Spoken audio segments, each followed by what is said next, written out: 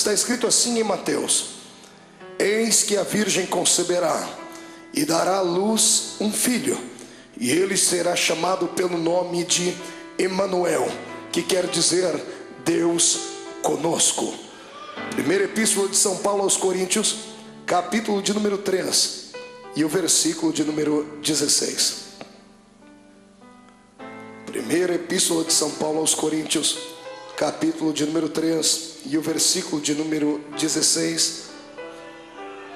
Está escrito assim: não sabeis, pois, vós que sois de Deus, e que o Espírito de Deus habita em vós, se alguém destruir o santuário de Deus, Deus o destruirá, porque o santuário de Deus, que sois vós, é sagrado. Feche a Bíblia, coloque na cadeira, pegue na mão da pessoa mais bonita do seu lado. Se não tiver ninguém bonito aí, se atreva a vir pegar na minha mão aqui. Atravesse a faixa de Gaza, pegue na mão da pessoa que está do outro lado. Aperte a mão da pessoa com carinho até ele falar aleluia. Pentecostal que não faz barulho está com defeito de fabricação. Vieram ao lugar certo nessa noite. Vieram à olaria de Deus. Feche os olhos e vamos orar. Pai das luzes, nós te exaltamos, nós te glorificamos. Te exaltamos porque o Senhor é grande. Te glorificamos porque o Senhor é tremendo. Nós estamos na sua presença porque tu és forte. O ser humano precisa de uma figura, Senhor, poderosa em quem ele possa se espelhar. Por isso nós nos espelhamos na sua majestade. Tu és o monarca dos monarcas. Por isso adentramos este santuário em busca de um milagre nesta noite. E eu tenho certeza que o milagre já está pronto, estampado na mão dos seus anjos, que daqui a pouco descerão sobre este lugar e entregarão na mesa do seu povo aquilo que eles carecem e necessitam. Antes de começar a pregar, ó Pai, eu lhe faço os dois pedidos que costumeiramente faço. O primeiro pedido é esse: que ao redor deste templo, num raio de 5 quilômetros quadrados, onde houver um demônio alojado, um espírito desencarnado que tem em mente destruir o povo de Deus, eu dou a estes espíritos 5 segundos para desaparecerem do Bom Retiro e da cidade de São Paulo. Porque se não sumirem, serão queimados pelo poder da glória do Senhor, que há de se manifestar aqui entre nós de uma maneira forte e poderosa. Deus, eu ainda lhe faço um segundo pedido. Se ainda tenho crédito no céu contigo como pregador da sua palavra, abre a porta do seu santuário sobre nós agora, e manda do céu para a terra, descendo através daquela escadaria que Jacó enxergou no meio do deserto, enviar os seus anjos para estarem aqui. Envie anjos da categoria dos serafins. Palavra serafim significa aqueles que ardem em fogo. Portanto, manda anjos de fogo estarem aqui nesta noite. Eu quero 2 aqui nesta tribuna, uma à minha esquerda, outro à minha direita.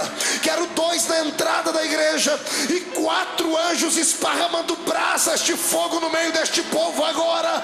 E onde houver um crente batizado com o Espírito Santo, renova ele, Senhor, mas renova com muita autoridade.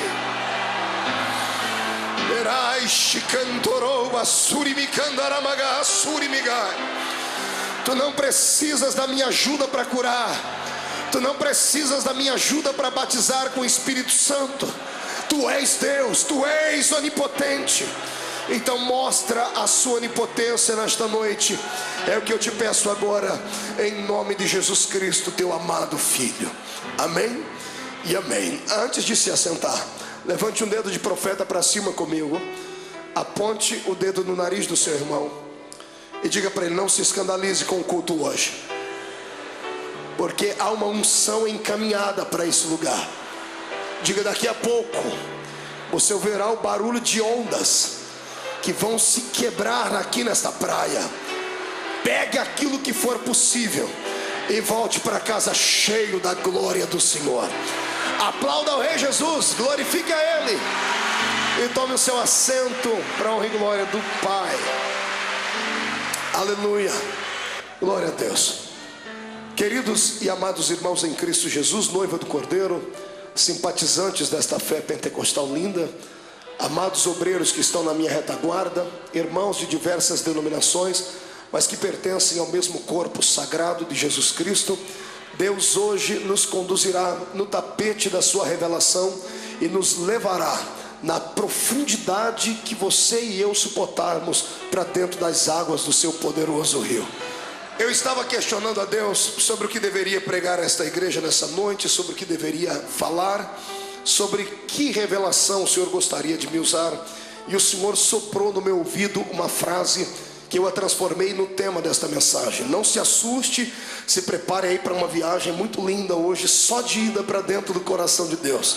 O título da mensagem é esse: Deus dentro do barro. Diga para o seu irmão: Deus dentro do barro. Pergunte para ele: é possível? Dê mais um grito de glória a Deus para eu continuar a pregar. Pois bem, amados em Cristo Jesus, eu li 2 textos da Bíblia. O primeiro texto no livro de Mateus, que traz a recordação, a memória de uma profética que saiu da boca do profeta messiânico, que era Isaías.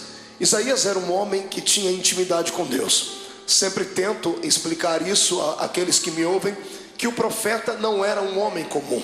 O profeta e o sacerdote tinham ministérios parecidos, mas diferenciados. Ambos trabalhavam para o mesmo patrão, ambos trabalhavam para Deus. Mas a diferença entre o sacerdote e o profeta é que o sacerdote ouvia o povo e falava das lamúrias do povo a Deus, e o profeta ouvia Deus e falava para o povo os pensamentos de Deus. O profeta, portanto, tinha uma intimidade maior. Se você estudar a vida dos profetas maiores ou profetas menores da Bíblia Sagrada, você verá que eram homens que tinham uma vida diferente, até mesmo parecida com uma clandestinagem. Alguns deles viviam num ato profético isolados. Eles ficavam no meio de uma solidão que era muito particular deles, e eles emprestavam a Deus os seus ouvidos, o seu coração.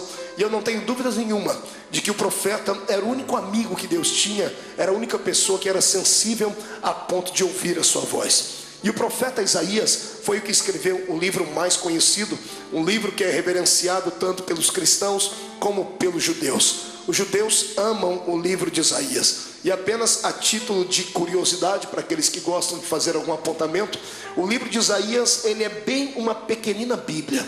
Parece uma Bíblia no estado diminutivo dela.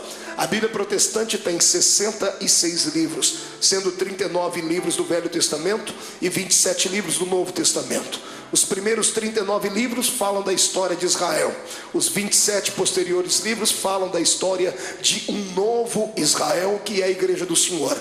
O livro de Isaías, ele tem 66 capítulos. Também está dividido em 2 tempos. Os primeiros 39 capítulos de Isaías, o Senhor fala do seu pensamento acerca do coração da sua nação. Mas os 27 posteriores capítulos, o Senhor fala sobre um tempo de renovação, de restauração, em que a terra voltaria a manar leite, a manar mel. E isto apontava, é claro, para a noiva do Cordeiro. Quando Isaías, assistido a Deus através de uma espécie de luneta profética, tendo intimidade com Deus, emprestou a ele o seu coração, Deus revelou a ele como é que o ato da salvação seria consumado. O Senhor explicou a ele como é que ele viria a esta terra. Todos nós sabemos, ou pelo menos deveríamos saber, que a terra é um reino dos homens. O Senhor criou Adão, colocou ele no Éden, e após ter criado, o Senhor deu a ele uma palavra de autorização máxima, uma palavra imperativa. O Senhor disse a ele: dominai a terra e sujeitai-a. Quando Deus disse a Adão: sujeitai a terra e dominai-a, o Senhor estava arrancando da terra os seus firmamentos e dizendo: a terra é um reino do homem, porque ela é um reino material. Só pode reinar na terra ou sobre a terra aqueles que têm um corpo físico. Todo e qualquer espírito desencarnado está de maneira legal simplesmente proibido de estarem aqui neste mundo.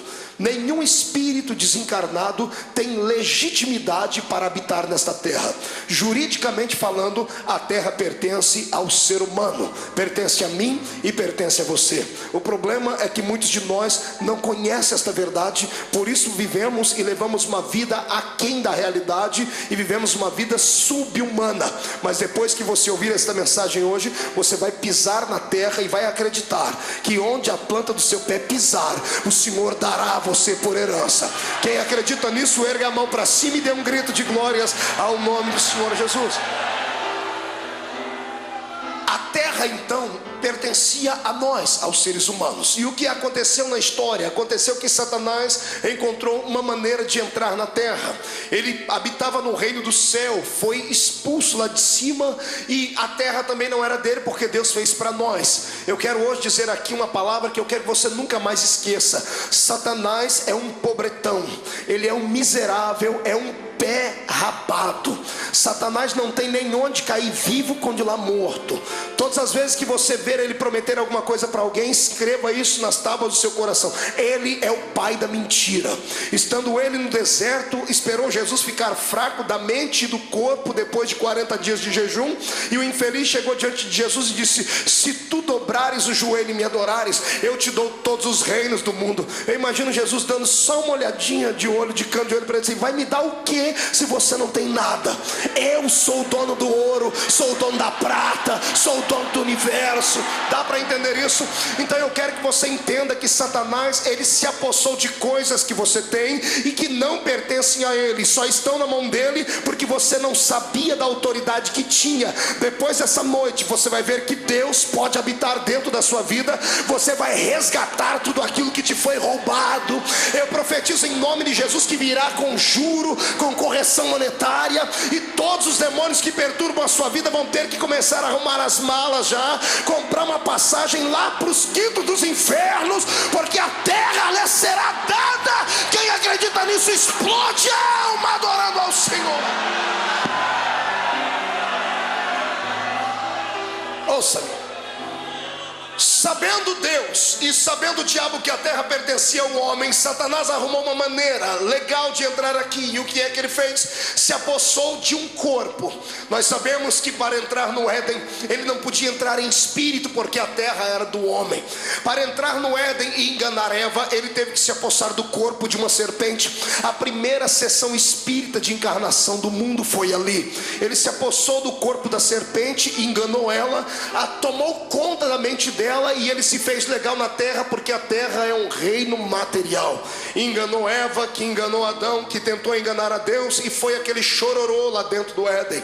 Acontecendo isso, o que é que fica? Como fica o projeto inicial de Deus? Como ficou então os pensamentos do Altíssimo? Satanás dava gargalhadas pelo canto do Éden, dizendo: eu consegui destruir os pensamentos de Deus. O infeliz só se esqueceu de uma coisa: que Deus não é criatura, Deus é criador. Amados, aqui eu tenho uma revelação linda para lhe dar. Deus sabia de tudo o que ia acontecer, e se ele permitiu que acontecesse, era para que o seu projeto fosse maior, fosse mais engrandecido. Eu quero que os demônios que estiverem porventura aí de ouvir em pé tentando ouvir, saibam que nós cremos que Deus está no controle de tudo. Deus sabe o que acontece. Cada coisa que acontece na minha vida e na sua é permissão dele. Ou ele permite ou ele manda. Na vida do crente, Satanás não pode meter o dedão dele, porque ele está impossibilitado. Eu e você somos propriedade exclusiva de Jesus Cristo. Todas as vezes que Satanás tenta se aproximar de ti, ele vê uma faixa invisível no seu peito: propriedade de Jesus, aqui ninguém toca. É por isso que você tem que adorar ao Mestre. Pois bem, sabendo disso, Deus já havia arquitetado todo o plano, todo o projeto. Eva está chorando num canto, Adão está com aquela cara de boi sonso no outro, a serpente está lá, jururu, e o diabo morrendo de dar risada. E Deus chega no Éden. Deus poderia ter interferido, mas ele não interferiu por causa da sua palavra. Deixa-me lhe dizer uma coisa, e que fique isso bem claro: se tem uma coisa que Deus não pode fazer, é bulinar com aquilo que ele deixou escrito. Deus não pode ultrapassar os limites da sua palavra, não porque Ele não tenha poder, mas porque Ele é fiel naquilo que Ele fala. Está entendendo isso?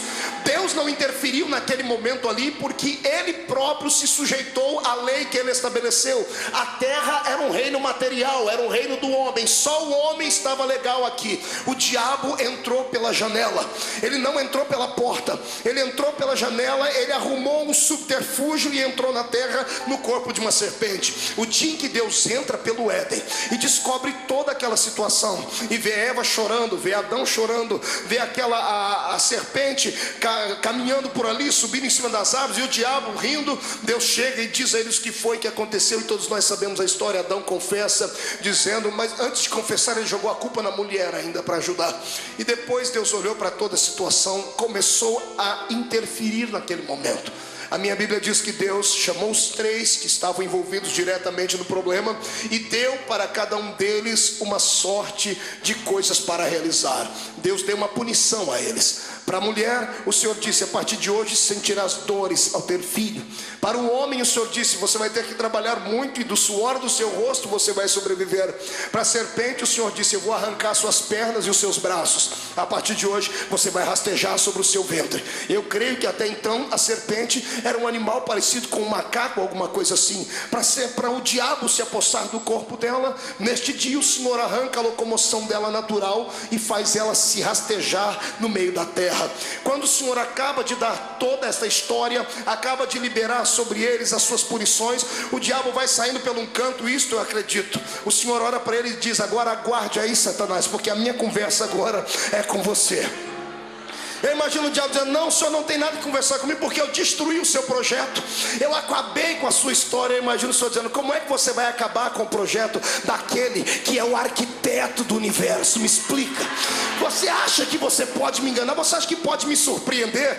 Eu sou Deus. Eu imagino o senhor dizendo, eu imagino Deus dizendo assim, se Deus fosse mineiro, ele ia dizer assim para o diabo, enquanto tu vem com a farinha, eu já estou com o angu pronto, seu infeliz. Eu tenho controle do universo na palma da minha mão. Que coisa linda. Na sequência acontece assim, Deus olha para ele e diz assim, você acha que você fez uma coisa muito grande, não é? Você só está aqui porque você burlou a lei. Você é um infeliz desonesto para sempre. Você entrou aqui de maneira ilegal, encontrou um corpinho de uma cobra para entrar e entrou aqui. Eu imagino Deus dizendo, você acha que eu também não podia ter entrado aqui? Eu sou espírito, mas eu podia ter entrado no corpo de um macaco, no corpo de um elefante. Eu podia ter entrado aqui, interferido na história, mas eu imagino o Senhor dizendo, eu tenho elegância, eu sou um gentleman, sou um cavalheiro. Eu não vou aonde não sou convidado, eu não entro pela janela. A hora em que eu entrar pode demorar 1 ano, pode demorar 1000 anos, pode demorar 4000 anos, mas quando eu entrar, eu entro pela porta, porque eu sou o Senhor.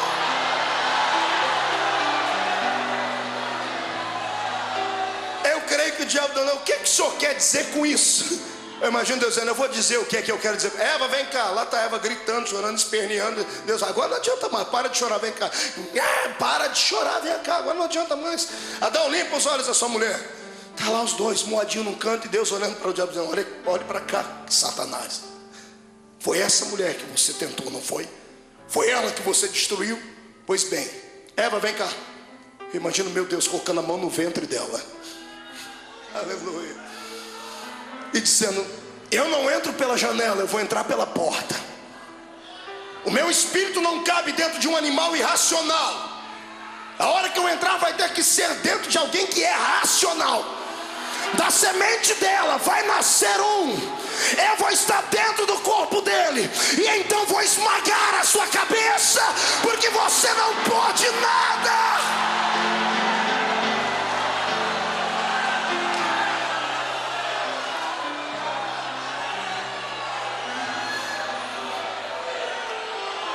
Ei, olhe para cá, depois desse dia, Satanás nunca mais dormiu.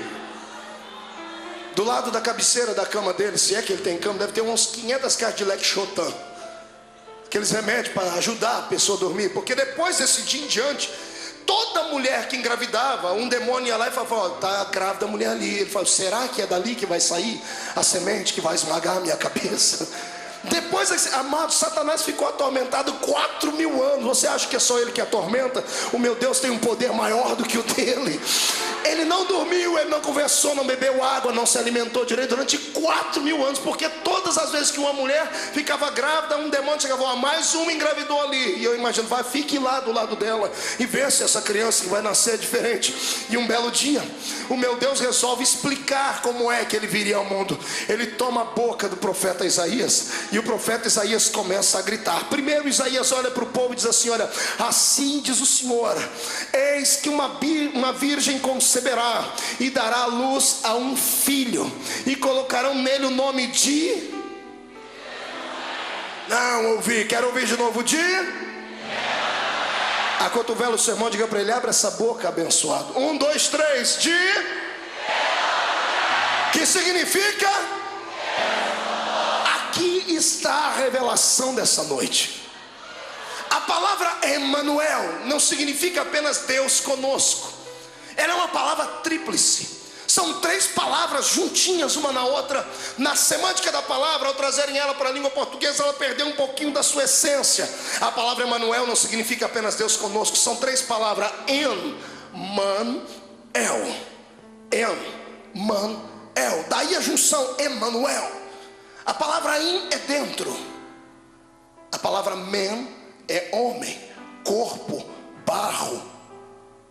A palavra el é Deus. Se você traduzir ao pé da letra, é Deus dentro do barro. O Senhor estava dizendo ao diabo como é que ele viria. Ele disse assim: eu, o Deus eterno, vou entrar na terra de forma legal, dentro de um corpo de barro. É aqui que a ciência se atrapalha toda. É aqui que os homens que não têm cultura religiosa se embasbacam. É aqui que os filósofos e que até os teólogos modernos da pós-libertação ficam atormentados e atribulados, porque não dá para conceber um Deus que criou o universo pela força do seu poder e sustenta o universo pelo poder da sua palavra. Como é que ele, sendo tão grande, pode caber dentro de um corpo de um homem? O que eu vou falar aqui agora vai começar a arrepiar e vai começar a arrancar alguns tipos de reações de dentro de você, mas não se assuste. Quero que você olhe para a pessoa que está do seu lado e pergunte para ela: você é crente? Diga: você é salvo em Jesus Cristo. Pergunte a outra que está do seu outro lado, diga: você é salvo em Jesus, tem certeza? Vire a cabeça e pergunte para quem está atrás, diga: você tem certeza que é salvo? Aqui está na frente, eu quero que você mexa com todo mundo. Então olhe para mim e vou lhe dizer: não se assuste, mas esse pedaço de carne que reveste esses ossos que estão aí do seu lado são exatamente a morada do Deus eterno que fez os céus e que fez a terra. Eu penso em Deus e tento caminhar pelas páginas da sua revelação desde que o Senhor escolheu Abraão para sair da terra de Ur dos Caldeus e deu a ele uma palavra profética dizendo: em ti serão benditas todas as famílias da terra. Quando o Senhor faz esta promessa e a nação começa a crescer na terra, passamos pelo nosso irmão José, que fez um bom trabalho no Egito, mas o faraó que se levanta depois da morte de José não sabia nada sobre a aliança judaica entre os judeus e os egípcios. Então ele começa a oprimir a nação de Israel. Centenas de anos Israel fica aprisionado dentro do deserto, dentro do Egito, até que o Senhor levanta um libertador que era Moisés. Quando Moisés atua como um grande ministro de Deus, como um interlocutor do céu à terra, liberando sobre o Egito aquelas pragas pela unção de Deus. Quando ele tira o povo lá do meio do Egito e caminha com eles a Canaã, passando por dentro do Mar Vermelho, quando eles estão no meio do deserto, já caminhando com o Senhor há algum tempo, os céus percebem que o povo encontrou uma dificuldade para adorar a Deus. O Deus que Abraão adorava, ele adorava em espírito, ele fazia com Deus um ponto de encontro em todo e qualquer lugar. Mas a nação de Israel passou muito tempo dentro do Egito. Os anos que eles passaram lá, dezenas até centenas de anos, fez com que Israel trouxesse sobre eles um pouquinho do sentimento dos egípcios. Israel só conseguia adorar aquilo que eles viam, assim como os egípcios adoravam a deuses como o deus Anubis, que era metade homem e metade cachorro, assim como eles adoravam a deusa Íris, a deusa Ísis e outros pseudos deuses do mundo antigo. Eles tinham templos, gigantescos templos, como eram até mesmo as pirâmides onde eram enterrados os faraós, que eram tidos como deuses, como uma linhagem divina. Israel ficou muito tempo tempo dentro do Egito e eles começaram a encontrar dificuldades no deserto para adorar a Deus. Eles não sabiam de que forma adorar a Deus. Eles haviam esquecido a maneira como Abraão adorava. Abraão era um crente que, se tivesse no século 21, ele seria muito bem posto aqui, porque onde a alma dele carecia, ali ele fazia um altar para adorar a Deus. O crente inteligente tem que entender que ele não pode adorar a Deus somente dentro do templo, porque o templo, muitos templos não estão abertos 24 horas por dia, e o homem moderno trabalha muitos dias no meio da semana, e às vezes somente um dia por semana viemos à igreja. Nós não podemos esperar chegar na igreja para adorar a Deus. Abraão serviria muito para estar conosco aqui, porque a minha Bíblia diz que ele adorava no deserto, ele adorava debaixo de árvore, ele adorava na penha, ele adorava no carvalho, porque ele sabia que onde ele estava, os olhos de Deus estavam impregnados sobre ele. Eu quero aqui liberar sobre você uma palavra muito antiga que eu aprendi com os meus pais na fé. Não importa onde você esteja, pode ser dentro do banheiro do seu trabalho, pode ser dirigindo o carro, pode ser dentro de uma reunião informal, pode ser na escola.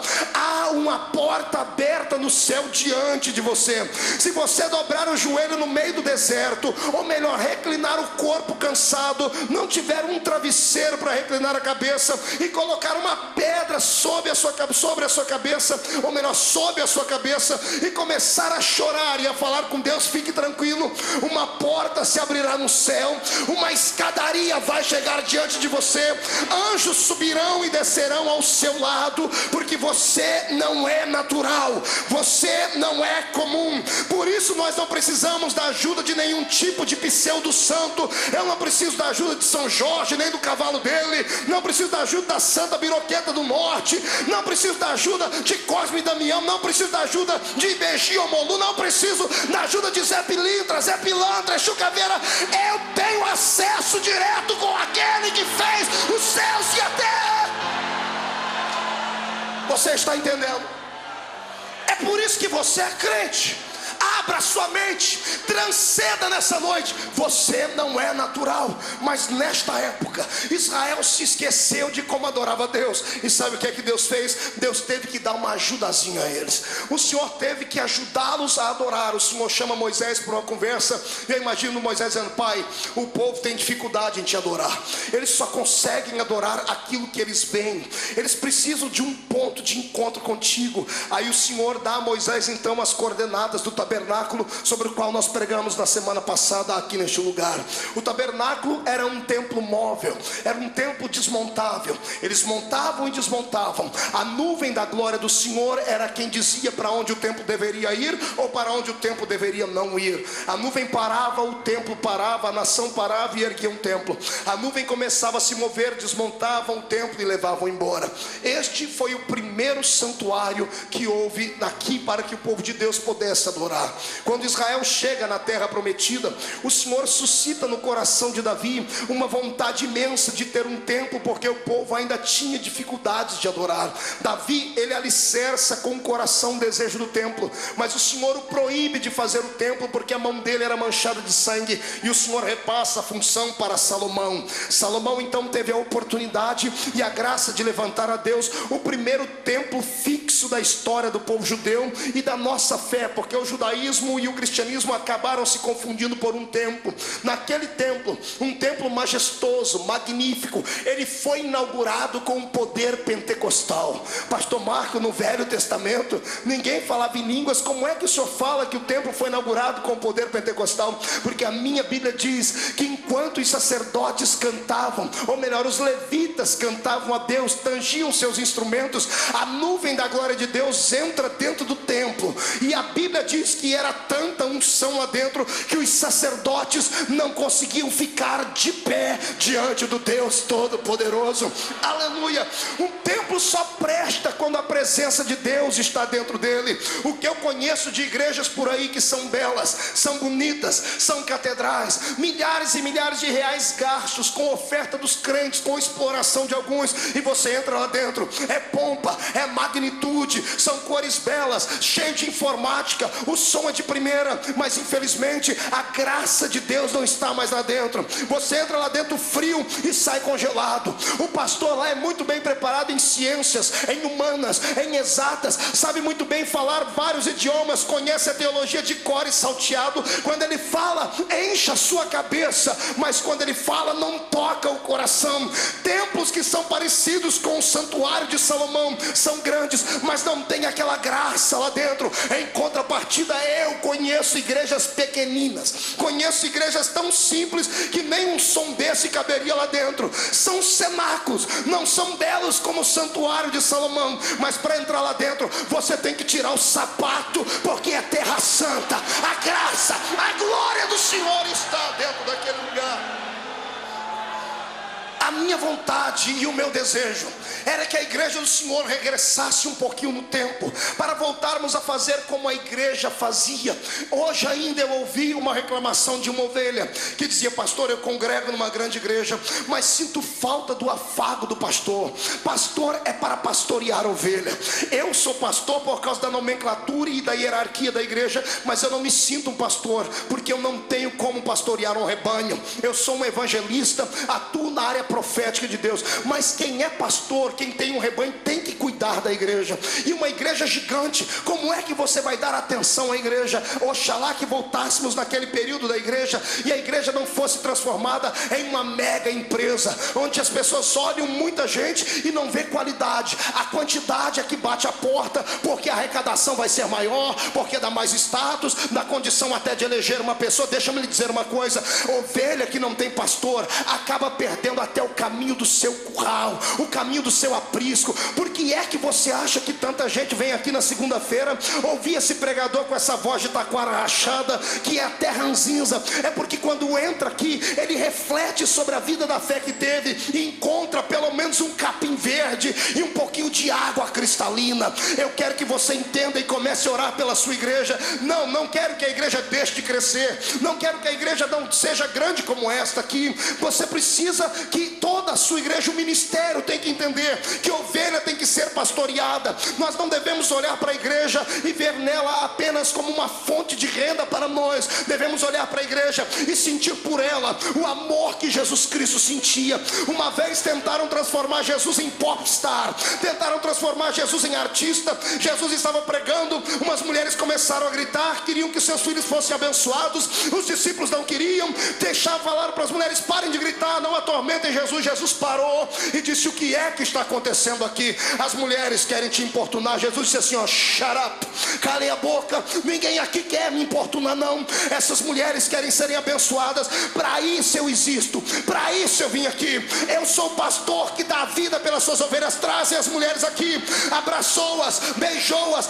Este é o exemplo fiel e digno do pastor de ovelhas. Se você tem um pastor que é estrela, se você tem um pastor que não lhe dá atenção, comece a orar para Jesus consertar o coração dele, porque ele vai ter que dar conta da sua alma diante de Deus, vai ter que mostrar a Jesus o que é que ele está fazendo. Eu quero que você entenda que o santuário de Deus não é uma casa de espetáculos, não é uma casa de shows. Aqui é um aprisco. As palavras que eu falo tem que fazer sentido, as palavras que saem daqui tem que mudar vida, tem que trocar. Se você tem estado na sua igreja, a palavra entra aqui e sai por aqui. Comece a orar. Você está à beira de morrer espiritualmente. Eu creio em ressurreição. Eu profetizo que haverá uma mudança nos púlpitos da igreja. Profetizo que a oração dessa igreja trará de volta a verdadeira vontade de sentirmos a glória do Senhor. Será que eu tenho alguém que acredita nisso aqui, que pode erguer a mão para cima e dar um belo grito de glória a Deus? Ah, pastor Marco, mas isso aí é uma questão de dom. O senhor tem um dom, o outro não tem. O senhor tem tempo para se preparar, o outro não tem. Problema dele. O homem tem que ter caráter. Você não tem tempo para preparar uma mensagem e não tem um dom para preparar uma mensagem e dar ao povo uma mensagem que preste, não aceite a consagração do homem. Pegue a carteirinha e entregue ela lá no púlpito da igreja. Eu não presto para isso, porque quando eu falo daqui eu estou transmitindo vida. Eu conheço gente que entra na igreja debilitado e sai aleijado, porque não tem graça. Aí sabe o que os crentes fazem? Tem que fazer hora extra na igreja dos outros. Sai daqui, vai fazer hora extra na igreja universal, vai fazer a corrente não sei do que ali, vai lá na igreja Jesus Cristo foi ali e já volta. O crente fica parecendo um chuchu, onde vai pega o gosto. Jesus Cristo quer lhe dar hoje uma essência de graça, uma palavra revelada na autoridade.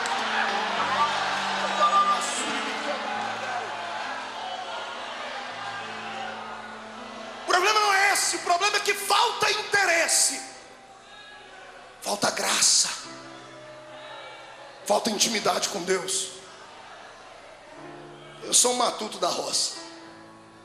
A primeira vez que eu comi na casa de um granfino foi uma tribulação. Cheguei lá, a irmã disse assim: pastor, me convidaram para almoçar. Eu cheguei, não senti cheirinho de comida. Eu falei, me deu desespero. Mas nós vamos jejuar, é? Não, pastor, a comida é pré-pronta. Eu falei, que desgraça é essa, Jesus? Ele falou, não, é tudo em saquinho, já pré-cozido. A gente põe ali no micro-ondas, né? Porque eu nem sabia o que era isso. Tanto é que eu passei uma vergonha por causa desse tal de micro-ondas, que só Jesus. Isso aí porque não era você. E eu do meio da roça, todo metido, cheguei num pastor, depois que eu fui na casa desse infeliz, desse irmão. Cheguei no pastor, o pastor estava com um terno bonito, eu quis fazer um elogio. Eu falei, pastor, esse seu terno de micro-ondas é bonito. Ele olhou para mim e disse, não seria microfibra? Até decorar foi diferente. O outro eu falei que era fibra ótica. Esse seu terno de fibra ótica é lindo, majestoso. Aí a irmã fez a comida e botou na mesa. Irmão, a comida era bonita. Oh, comida miserável. O arroz parecia arroz vaticano, papa, arroz carnavalesco em bloco. A carne era bonita, só por fora estava coradinha por dentro. Eu espetava o garfo assim, mu.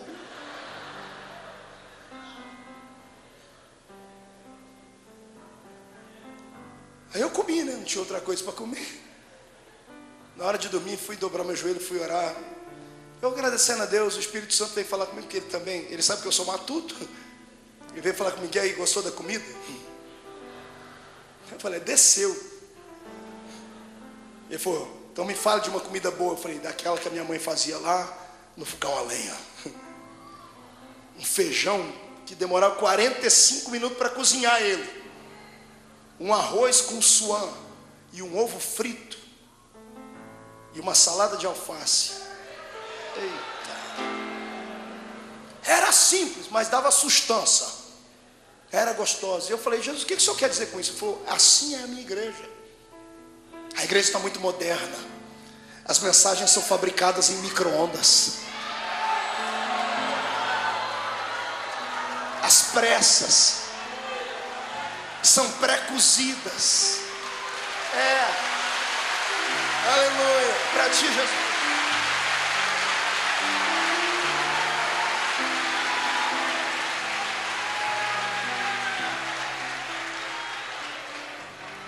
Feita de qualquer jeito, como se a igreja fosse qualquer uma. Você não sabe o temor que eu tenho quando subo aqui. Até hoje, depois de pregar já em milhares de lugares, milhares de igrejas, todas as vezes que eu venho para o culto, os meus amigos que me acompanham sabem disso, me dá um frio na barriga, eu fico tenso. Eu digo, Deus, o que eu vou falar à sua igreja? Porque quando eu olho para cá, eu não vejo homens e mulheres, eu vejo uma noiva ataviada, que precisa estar bem alimentada, corada para encontrar um noivo. Agora cá para nós, fala para mim como é que está na sua igreja. Os crentes estão anêmicos, as pessoas estão vazias, precisam de uma transfusão de sangue urgente.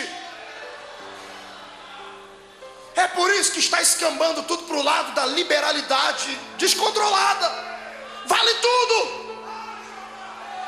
Vale homem dançar com homem, mulher dançar com mulher, vale tudo. Aí um pregador que fala verdades, as pessoas terminam uma reunião, vão lá para outra reunião e cortam a cabeça dele fora. tem que falar e falar aquilo que as pessoas querem ouvir. Vieram falar comigo, eu disse aqui semana passada, você tem que mudar o seu jeito, tem que ser mais light. Eu falei, light é Satanás. A igreja precisa de uma coisa que levante ela.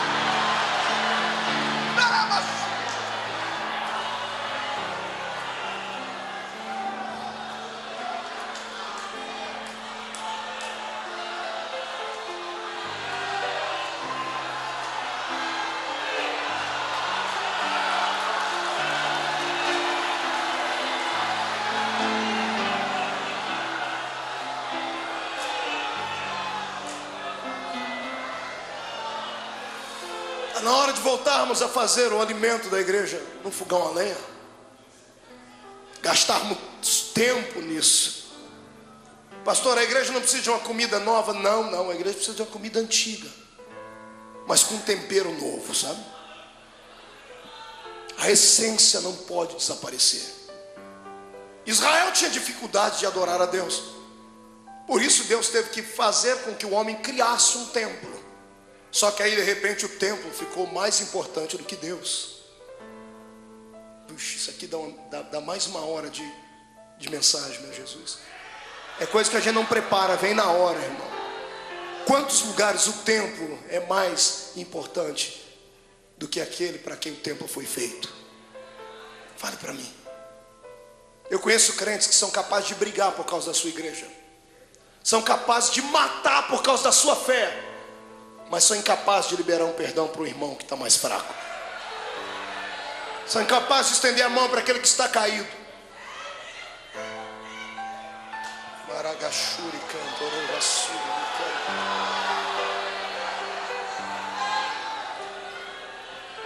Como o templo ficou mais importante do que Deus, eu disse assim, é assim, então destrói o templo. E o templo de Jerusalém já foi destruído por várias vezes. Do templo de Salomão, chegamos no templo de Zorobabel, que era um pouquinho menor, não tinha tanta graça, não tinha tanta glória. Mas o Senhor disse que se houvesse simplicidade no coração deles, a glória do segundo templo seria maior. Não a glória da estrutura, não do ouro, não da prata, não do marfim, mas a essência que habita dentro dele, entende? No templo de Zorobabel, chegamos no templo de Herodes, magnífico. E o meu Jesus passou lá perto, e os judeus batiam no peito e diziam, nós temos um templo para adorar a Deus. Jesus disse assim, olha, destrua este templo, e em 3 dias eu vou reconstruir ele. Eles quiseram matar Jesus por causa disso, e eles nem sabiam que Jesus não estava falando daquele templo. Jesus estava falando do maior templo que Deus havia feito. Aí vem Paulo, o que sintetizou a fé cristã, e ele vem e explica, gente, só existe um templo onde Deus habita. Porque a minha Bíblia diz que Deus não habita em templo feito por mãos humanas. Está entendendo? Isso aqui é mera estrutura. Só existe um templo onde Deus habita. E não é o grande templo da Igreja Universal no Rio de Janeiro, lá na suburbana. Não é o magnífico templo que a Deus de Amor acabou de construir aqui. Não é um templo gigantesco de Cuiabá, dado à Assembleia de Deus para 22.500 pessoas sentadas. Tampouco é o templo do pastor Poyangishu, hoje David Yangishu, na Coreia, que tem mais de 1 milhão de membros. Não, o maior templo não se chama templo de nomes de igrejas, não é Assembleia de Deus, Deus de Amor, nada disso. O maior templo se chama Pedro, João, Tiago, Marco, Maria. Você está diante de um templo de Deus, olha aí, você vai ver. Estou vendo templos de Deus aqui. E a nuvem da glória vai começar a descer, porque Deus habita dentro de templos de barro. Deus está dentro do templo de barro. E para Ele habitar aqui custou muito caro, senhoras e senhores. Muito caro. O homem, quando foi criado, ele foi criado já para ser um templo. Só que ele acabou pecando. Quando ele acaba pecando, a minha Bíblia diz que o Senhor chamou Noé e disse, o meu espírito não vai ficar mais com o homem.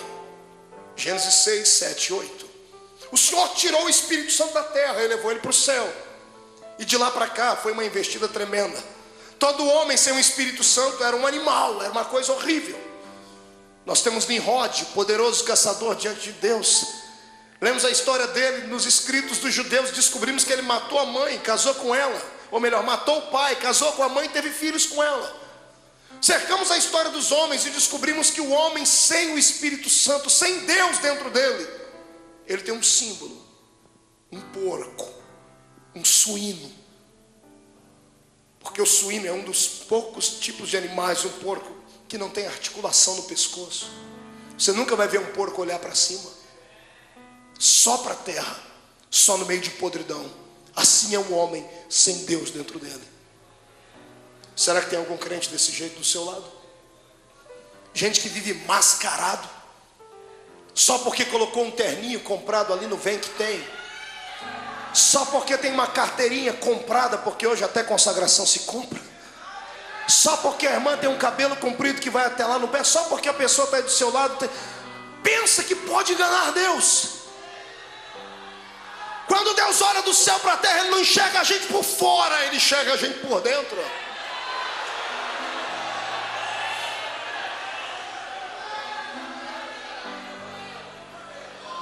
O homem sem o Espírito Santo não presta, não vale nada.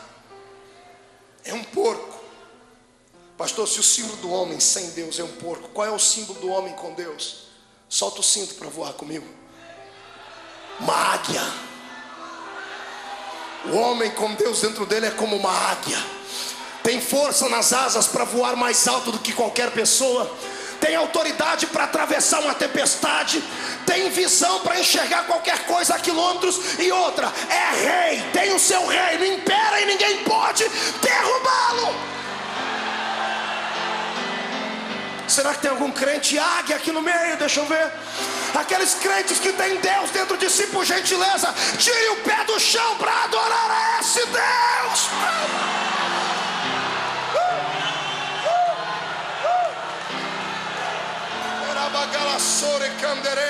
Levante as duas mãos para o céu. Senhor, eu quero agora um sinal da sua presença aqui. Se é verdade que um homem com Deus, ele transcende, onde houver alguém aqui que tem intimidade suficiente contigo, enche ele de poder até ele extravasar agora.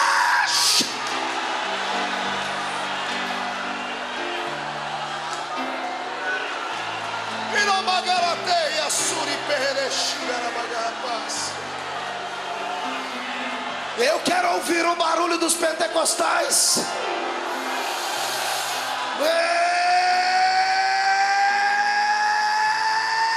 Recebe mais.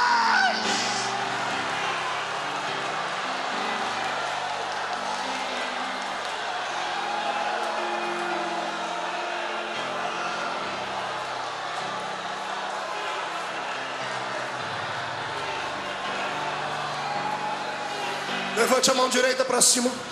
Coloque ela no ombro do seu irmão, por gentileza. Agarre ele pelo ombro. Chacoalhe ele até ele ficar irritado. E diga para ele: escute aqui, cidadão.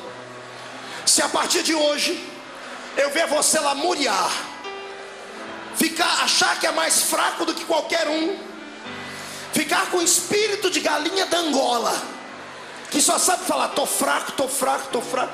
Diga: eu vou lhe dar um cascudo na cabeça. Diga: porque Deus, diga: eu estou falando Deus, habita dentro de você.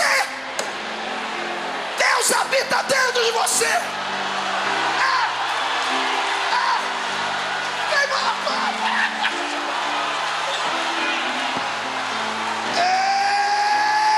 Deus habita aí.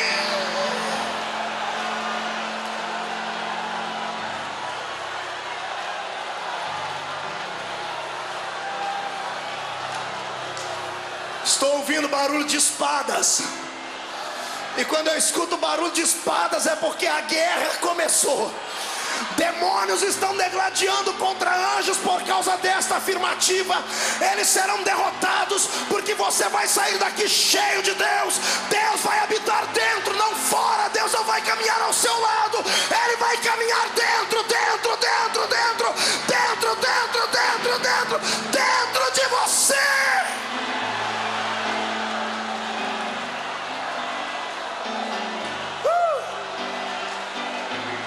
Meu Deus, Gentileza, tome o seu assento.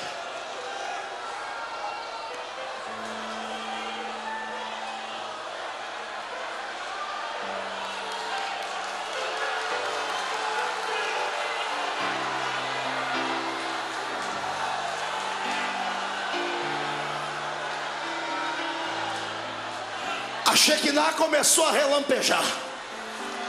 Daqui a pouco vai trovejar, Zé Roberto. Meu Deus do céu, sai da frente, Satanás! Estamos em guerra!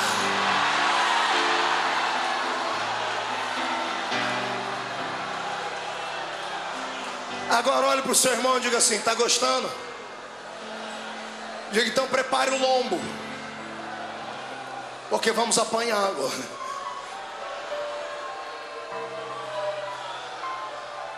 Quantos querem ser possuídos por Deus? Quantos querem que cada célula do seu corpo seja tomada pelo Espírito Santo? Então escute. Como é que a senhorita quer que Deus habite dentro deste vaso de barro, se a senhora leva uma vida desgraçada e miserável? Como é que a senhora quer que o Espírito Santo lhe possua, se a senhora vem à igreja do Senhor, com todo o respeito da palavra, travestida de Jezabel? Me fale. Como é que a senhorita quer que o Espírito de Deus, que é santo e majestoso, lhe use em profecia, usando essas roupas que dão vergonha até na gente que é homem? Imagina em Deus. Me fale. Fale para mim. Pastor, se eu venho aqui falar de doutrina, não, eu vim falar de vergonha na cara. Você ainda tem isso? Então escute, o Espírito Santo não pode habitar dentro de uma pessoa que tem um espírito torto dentro dela, um espírito que transpira sensualidade. Uma pessoa que vem à igreja quer Deus, mas quer todas as pessoas. Pastor, mas é só mulher? Não, tem um monte de homem também que precisa tomar vergonha na cara do mesmo jeito, que entra dentro da igreja achando que a igreja é um harém, onde ele pode levar todas as mulheres que ele quer para onde bem entender. Escute, este lugar é santo, a igreja é do Senhor, este lugar é da graça.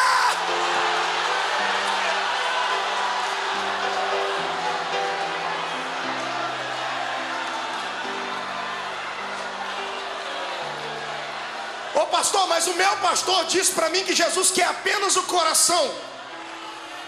O seu pastor é um irresponsável. E pode mandar ele vir falar comigo, que eu sustento o que eu estou dizendo aqui. É um irresponsável. Porque se Jesus quisesse só o coração, ele tinha feito você só um coraçãozinho andando pela terra. Jesus não é açougueiro. Jesus não é cardiologista para querer só o coração. Ele fez você completo, pés, para poder dançar na presença dele, mãos, para poder aplaudir e glorificá-lo, boca, para poder dar rajadas de glórias, e olhos para contemplarem a sua majestade. Quem serve é o mesmo Deus que eu, dê a ele o melhor que tem.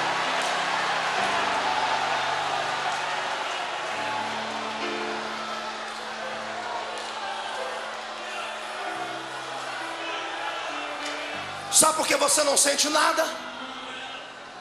Sabe por que você entra dentro da igreja e fica aí com o espírito de iceberg? Sabe por que esse barulho te irrita? Porque você está em outro nível. Nós estamos ligados em FM, você está em AM. Nós pensamos no céu, você só pensa na terra.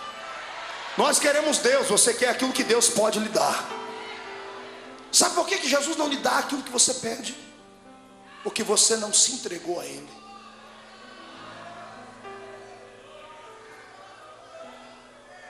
A única coisa gratuita que temos na igreja, eu prego isso sempre, é a salvação. A unção de Deus custa caro, custa renúncia. Pastor, quer dizer que eu tenho que deixar de ser feminina? Não. É possível ser uma mulher de Deus, ser feminina e ser cheia do Espírito Santo. É possível ser um homem moderno, mas ser cheio do Espírito Santo. É possível ser um empresário, ter várias pessoas do seu lado lhe acompanhando, ter status na mídia e ser cheio do Espírito Santo. Isso é uma questão de caráter. E o Espírito Santo prima e preza o caráter da sua igreja. Quero hoje tocar o céu. Peça para Deus trabalhar no seu caráter. Jesus vai mudar você hoje. O Senhor vai, primeira coisa que Ele vai fazer é pingar o colírio que está lá em Apocalipse 2 e 3 nos seus olhos. Você não vai mais enxergar como você enxerga. Eu profetizo em nome de Jesus Cristo que Jesus vai tapar a sua vista para as coisas más e vai te dar uma nova visão. Você vai voltar a ser crente como era há muito tempo atrás. Vai voltar a ser um menino. É melhor ser um menino na casa do Senhor do que ser esse velho que você está aí, cheio de convicções e filosofias terminantes. Sabe qual é o problema do crente? É quando ele envelhece na igreja. Aí vira uma tribulação. Ele esquece de tudo que ele prometeu a Deus. No dia do batismo, foi lá, ficou lá parecendo um anjinho com aquela roupinha branca, com aquele olhar perdido de Dom Juan. A mãozinha assim, o pastor promete ser fiel à igreja? Prometo. Promete ser fiel aos usos e costumes da igreja? Prometo. Promete ser fiel à sã doutrina? Prometo. E tibum na água. Aí levanta. 15 anos depois, senta com ele. A língua dele é maior que a da minha gravata aqui. O infeliz senta. Antigamente ele sentava na igreja com reverência. Hoje ele senta com ele, cruza as pernas, estica os dois bração, mascando chiclete. Dá 9 horas, o demônio das 9 horas pega ele e fala: pô, esse cara não vai parar de falar mais não. Eu sei tudo que ele está falando. Aí reúne com uma meia dúzia de outros geladões como ele e faz motim na igreja. Ó, a igreja tem que mudar. Está na hora da igreja melhorar. A igreja tem que mudar. A igreja está atrasada. Amado, a igreja não tem que entrar no seu ritmo de vida. Quando você nasceu, ela já existia há 2000 anos. Respeite a noiva do Cordeiro. Está entendendo? Não gosta do que é feito aqui? Saia daqui. Vai para outra, ali do lado tem uma outra, 100 metros daqui. Irmão, você pode encontrar a igreja hoje nos classificados de São Paulo. Vai lá, aqui tem igreja que já não tem igreja que está dando até desconto no dízimo. Pode ir lá. Fala, não cobramos o dízimo, queremos só 50%. Tem igreja que vale tudo assim. Fazemos casamento de pessoas divorciadas. Tem lá que acontece tudo, vale tudo, vai para ela. E se não achar uma que lhe agrade, é só você ir no cartório e registrar uma que é facinho.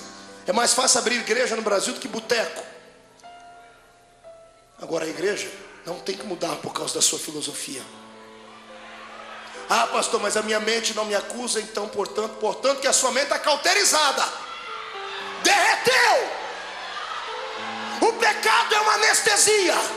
O pecado ele anestesia o cérebro e a pessoa fica insensível. Pode falar o que for, ela não sente.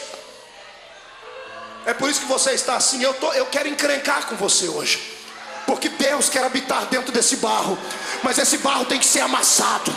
Jesus vai quebrar este barro, vai moer ele nessa noite. Está doendo? Parabéns, é sinal que você está vivo. Duro é esse que está do seu lado aí, parecendo um Frankenstein. Parece que está vivo, mas não tem sensibilidade. Jesus, pega ele! Jesus, pega ele!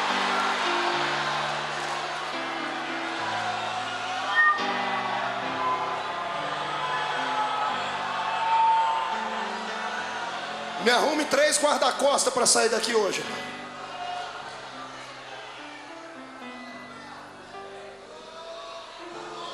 Quer que Deus habite dentro de você? Limpe a casa. Pastor, mas o meu coração... Aí vem um outro. Irmãos, eu queria que vocês lessem os e-mails que eu recebo. Eu já contei aqui que eu recebi um e-mail um dia que eu liguei para o indivíduo que ele me deu o endereço dele. Não é quebrar o pescoço dele, mas na fé, sabe, na graça. E orar para Jesus ressuscitar ele depois, é claro. Ele mandou um e-mail assim: pastor, ore por mim porque eu sou muito fraco.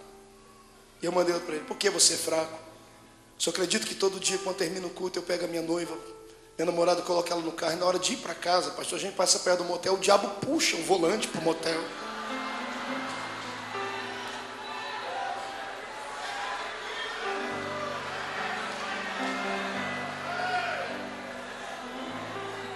Outros mandam, não, a desculpa do crente, pastor, a carne é fraca. E eu respondo assim, e pecado é vitamina, é? Você é fraco aí peca para ficar forte, é isso? Há coisinha ruim. Nessa noite Jesus quer te dar mais, mas Ele não pode ir além dos limites impostos. Meu Deus não toca em coisa morta, a não ser que Ele queira ressuscitar. Ele quer fazer de você um grande homem, uma grande mulher, mas você tem que mudar de vida. Tem que estabelecer princípios. Tem que levar as coisas certas. Não podemos vomitar no prato que comemos e nem destruir a fé que nos for ensinada por aqueles que passaram a vida toda levando uma vida diferente. Tem alguns excessos? Tem, mas excessos que podem ser relevados, mas não apostatar da fé. Não. Quando o cristianismo protestante entrou no Brasil, a igreja era uma. Não estou falando de placas denominacionais. A unidade era uma, porque o sofrimento atraía uma igreja a outra e todos trabalhavam juntos. Quando a igreja cresceu, ela se dividiu em 5 igrejas. Quer marcar aí? Dos lados opostos, nós temos de um lado aqui uma igreja que é anarquista. No lado oposto dela temos uma igreja fanática. Nenhuma das duas presta para Deus, porque a fanática faz misérias no nome de Deus, e a anarquista faz misérias usando o nome de Deus. Eu vi uma mulher um dia na televisão e eu senti nojo, náuseas. Uma grande líder evangélica do Brasil. Uma certa jornalista perguntou para ela: o que é Deus para você? Ela disse: Deus é uma coisinha gostosinha.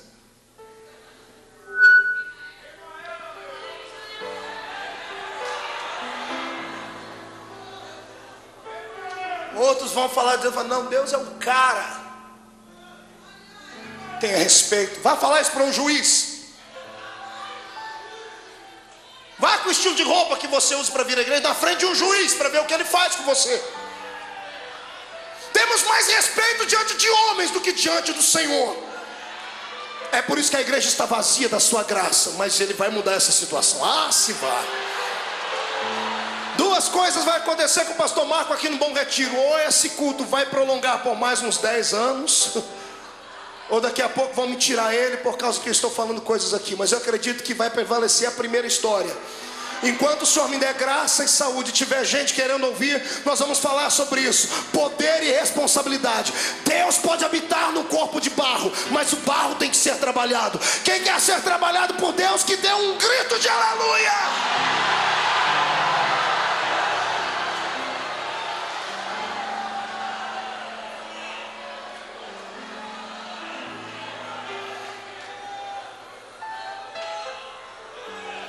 Você teria coragem de abrir mão dos seus prazeres efêmeros e pequeninos por uma glória transcendental? A minha Bíblia diz no livro de Hebreus que pela fé Moisés, sendo homem já feito, quando a Bíblia diz que ele era já homem já feito, é porque a mente dele já podia raciocinar. Se fosse um adolescente, ele seria levado pelo ímpeto do momento.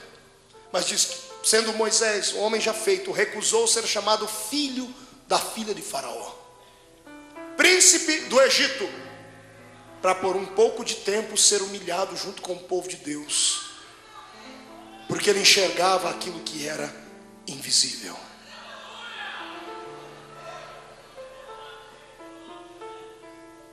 Quanto você está disposto a deixar para que Deus lhe use? Meu corpo está arrepiado aqui. Vou lhe contar uma história. Não é doutrina, é só uma história. No meu livro Chamada de Fogo, eu conto a história de uma mulher chamada Irmã Oriovalda, uma grande mulher de Deus em Uberlândia. A irmã Oriovalda é uma mulher rica. O marido dela é um grande fazendeiro, o pastor Ranulfo. E ela é uma mulher sem igual. Devo a Deus e a essa mulher, porque eu estava desviado. Ela veio na minha casa me buscar para me trazer para a igreja. Uma das pessoas que o Senhor usou para me trazer de volta para os caminhos dele. E um dia eu sentei com ela e ela falou para mim assim: você nunca vai ser um homem comum, porque o Senhor te escolheu desde o ventre da sua mãe. Por isso, tudo na sua vida vai ser diferente. Você vai ter que aprender a lidar com circunstâncias, vai ter que aprender a deixar muito dos seus desejos de lado, pelo que Deus vai lhe dar. E ela contou para mim a história dela. Ela chegou a ser Miss do Triângulo Mineiro. Ela era uma mulher linda.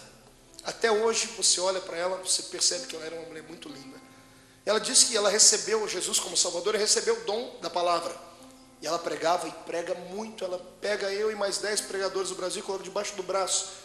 E mestre na palavra, com eloquência e tudo mais. Eu vi Jesus usar essa mulher de uma forma magnífica. Eu vi uma vez ela colocar 50 pessoas em fila indiana, ninguém falava em línguas.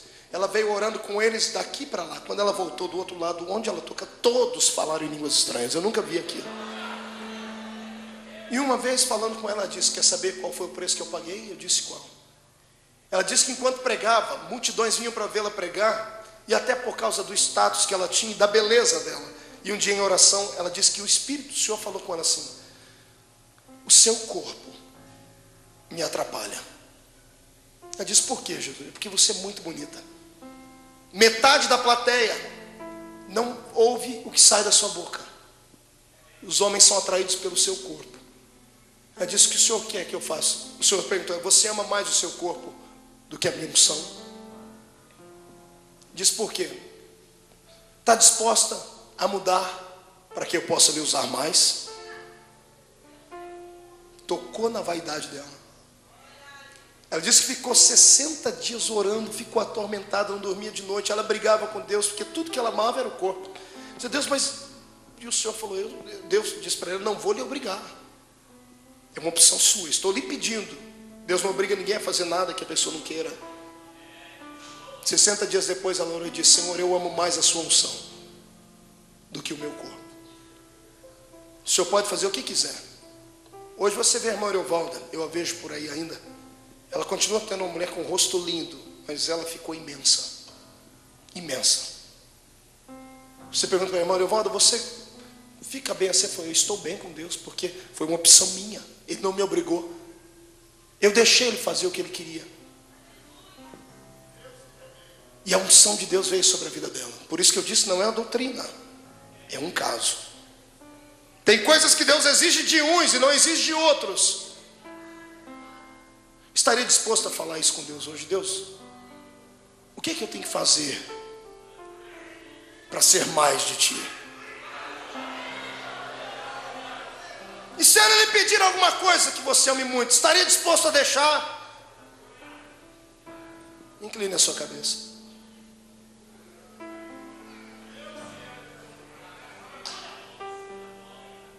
Diga a Deus até onde você está disposto a ir com Ele, para que Ele lhe dê essa unção. Managasuri cantorou Macharagá. Só que antes de se decidir, lembre que a vida é curta. E que tudo acaba. A beleza acaba. A riqueza acaba. Status acaba. Tudo acaba. E a única coisa que fica para a eternidade é aquilo que plantamos no reino espiritual. Vós sois templo do Espírito de Deus.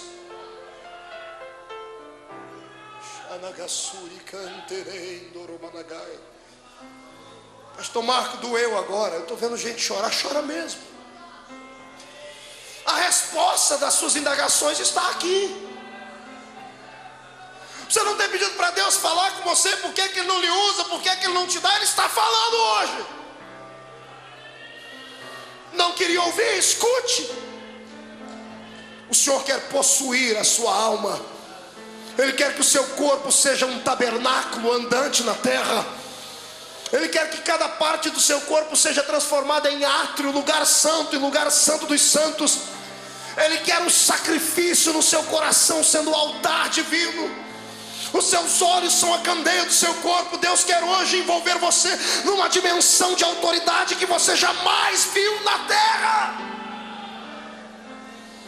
Levante a cabeça, respira fundo e dá um glória a Deus.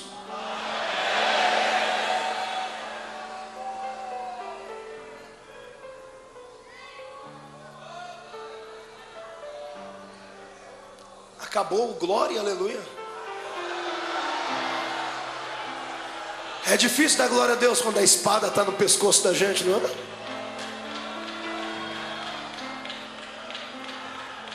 Quer que Deus faça na sua vida algo que Ele nunca fez? Faça para Ele algo que você nunca fez. É recíproco. Tira o dedo do fundo do rio. Pega os seus conhecimentos, coloque eles num canto. Abra a sua alma, deixe Deus treinar o seu espírito. O Espírito Santo está ansioso nessa noite. Ele está olhando aqui de cima, está fazendo uma revoada aí com a caneta na mão e um papel. Eu até imagino ele dando uns pulinhos dizendo: é hoje que eu consigo entrar nessa casa. Pastor, mas eu tenho o Espírito Santo. Tem, mas você deu para ele só o quartinho da empregada. Ele quer a suíte da sua vida. Está entendendo? Ele quer a sala, ele quer a cozinha, ele quer a casa inteira. Ele quer um tempo. Pastor, mas ele é egoísta. Não, é para o seu próprio bem. Eu não conheço ninguém que tenha se entregado a ele, que tenha perdido. Pastor, mas é difícil. Eu sei, Pedro um dia teve a mesma dificuldade. Falou: Jesus, o que é que eu ganho com tudo isso? Jesus disse: nessa vida eu te dou 100 vezes o que você perdeu, e na outra eu te dou a vida eterna. Ponto final. Quem é que ganha desta palavra? Ninguém ganha. Olhe para o seu irmão e diga para ele: ficou sério o negócio agora. Diga para ele: até onde você está disposto a ir? Diga: você vai ficar com água só pelos pés? Só pelos joelhos? Só pelos lombos? Ou você tem coragem de nadar? Então tira a roupa de banho, tira aquela roupa que não me deixa sentir nada, e vamos navegar, vamos nadar, vamos entrar dentro do rio de Deus, vamos sentir a graça. O quanto for possível um homem e uma mulher ser cheio, vamos ser este homem, vamos ser esta mulher. Você tem que ser o melhor naquilo que faz. Você está entendendo isso? Fica de pé comigo, mas fica de pé com o peito cheio de alegria, para dar a Deus o melhor que tem. Escute. Salvo as pessoas que são tidas com QI muito acima da média, os seres humanos normais que querem ser bons em uma coisa, eles são dedicados. Pegue o moço que passou em primeiro lugar na USP e vai ver a vida dele. Você vai chamar ele de louco. 12 horas estudando de frente a um livro. Quer ser o melhor daquilo que faz? Pegue o melhor jogador. Ele vai passar mais tempo treinando. E toda pessoa que hoje canta e está aí no meio secular, eles já cantam, mas estão lá fazendo um cursinho de voz. Se você quer ser o melhor com Deus, você tem que treinar o seu espírito. Eu estou lhe fazendo uma proposta nessa noite que ninguém nunca lhe fez. Eu estou pedindo para você abrir a porta da sua vida e deixar o Espírito Santo possuí-la. Sabe o que significa Emanuel? Deus dentro do barro. Pastor, por que Deus precisa entrar dentro desse meu corpo? Porque a terra é sua.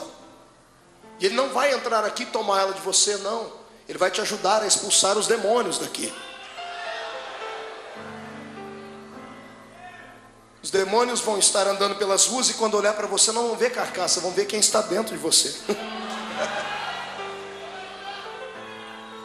Por que tem algumas pessoas que são diferentes, pastor? Por causa disso.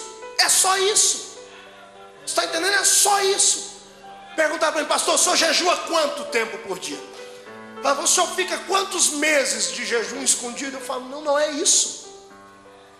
Não é o ato exterior, é aquilo que o coração deseja. Desde menino eu disse: Deus, eu quero o quanto for possível receber de ti. Quer ser uma pessoa assim? Fecha os olhos. Meu Deus. Feche os olhos. Eu sinto a presença de Deus aqui. Toque aqui. aquele hino para mim que nós tocamos semana passada, não sei se você tá... Vai chover. Vai chover. Alguém toca ele? Fecha os olhos. Mas não pare de tocar, não pare de tocar. Toca para mim. Eu quero que saia do lugar aí agora.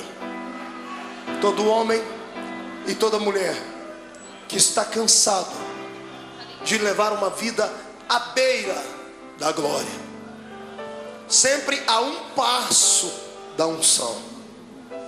Gente que quer mais e que tem coragem de pagar o preço, que tem coragem de fazer Deus presente dentro do seu vaso. Saia do seu lugar e venha aqui.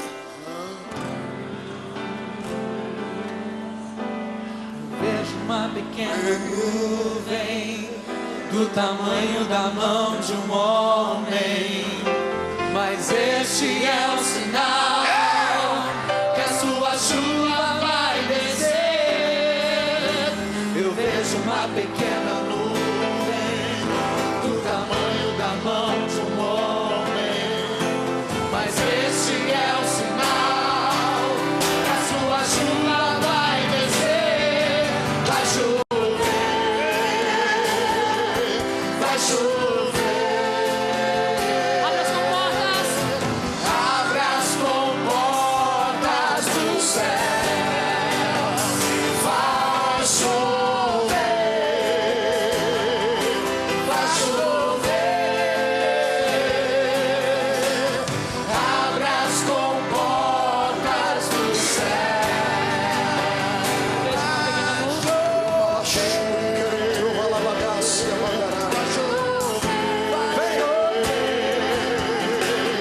Abra as comportas do céu.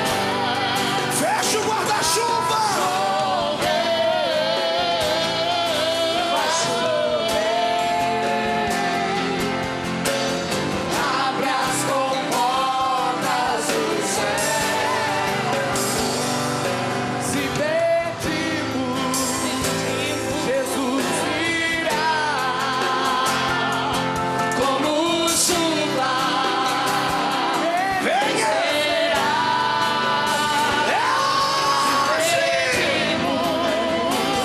Jesus virá. Fecha os olhos, adora a Deus. Adora o Senhor. Então chame por ele. Vai chover. Abra as comportas, Senhor. Abra as comportas do céu. Derrama sobre o teu povo, Pai. Vai chover. Oh, aleluia. Vai chover. Abra as comportas do céu. Verachuri cantoro basuri me candara managara série me Quero que você agora pegue no braço do seu irmão, pegue no braço da sua irmã.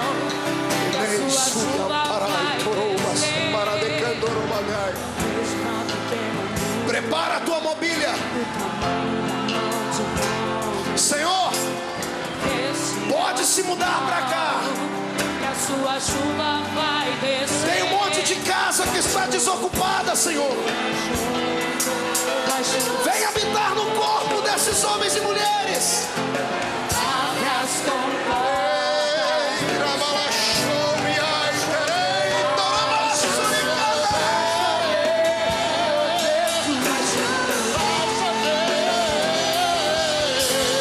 Abra as comportas do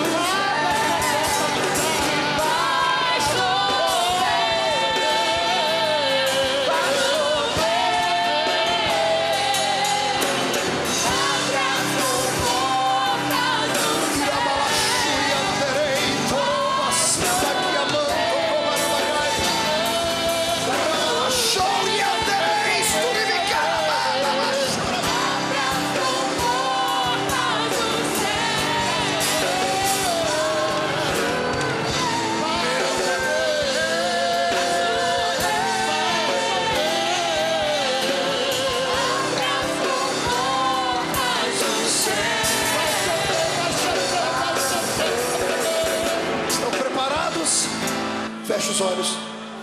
Você vai orar comigo agora. Mas essa oração não pode sair só da boca, tem que sair do coração. Feche os olhos e diga comigo: Deus, a minha casa é sua. Eu lhe peço perdão, porque às vezes não lhe dei todos os cômodos dela. Mas não foi porque eu não queria. Não foi porque eu não queria. Foi porque eu não sabia. Foi porque eu não sabia Que o Senhor podia fazer coisas tão grandes. que o Senhor podia fazer coisas tão Deus, Deus, nessa noite, nesta noite, eu lhe dou liberdade eu lhe dou liberdade para esvaziar a minha casa para esvaziar a minha casa daquilo que não presta. daquilo que não presta. Tira de mim Tira de mim essa fraqueza da carne, essa fraqueza da carne, essa fraqueza dos sentimentos. essa fraqueza do sentimento. Tira de mim Tira de mim esse caráter deteriorado. esse caráter deteriorado. Tira aquilo que não te ajuda, Tira aquilo que não te aquilo ajuda, que atrapalha. aquilo que atrapalha. Purifica os meus olhos, os meus ouvidos, purifica os meus lábios, os meus pés, as minhas mãos, sobretudo, purifica o meu coração. Senhor, eu quero agora que o Senhor venha morar dentro de mim. Eu não quero que o Senhor venha visitar, não, eu quero que o Senhor venha morar. E me desculpe, mas depois que o Senhor entrar aqui, eu vou trancar a porta e vou jogar a chave fora. Nunca mais o Senhor vai sair de dentro de mim. Feche seus olhos. Espírito Santo, quem ora aqui é o teu servo. Eu não sou o melhor homem que existe no mundo, Senhor, mas eu sou um daqueles que mais te admira.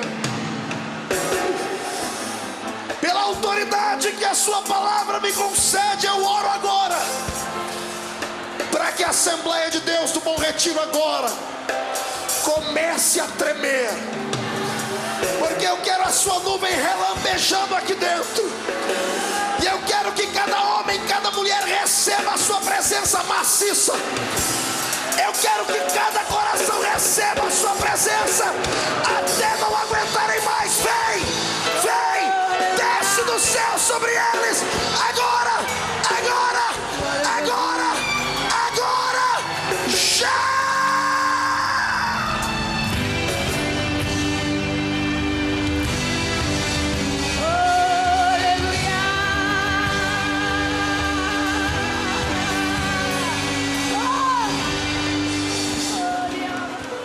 Jesus disse: eu vos dei poder para pisar sobre serpentes e escorpiões. Levante lá em cima. Eu vou contar até 3. Você vai jogar no chão e vai pisar no chão. Vai jogar no chão e vai pisar em cima, acreditando que nada, nem ninguém, nunca mais vai separar a sua amizade com a amizade de Deus. Você e Deus hoje são unanimidade. Você e Deus são um. Jesus disse isso: assim como eu e o Pai somos um, nós somos um. Levante a mão. Um. Jesus vai começar a lhe usar como nunca antes te usou. 1,5. Há uma glória entrando dentro da sua casa, que as pessoas vão ter dificuldade para dormir de tanta glória naquele lugar. 2. Jesus vai abençoar o bairro inteiro. 2,5. Onde a planta do seu pé pisar, o Senhor vai lhe entregar. 3. Jogue no chão, pisa em cima.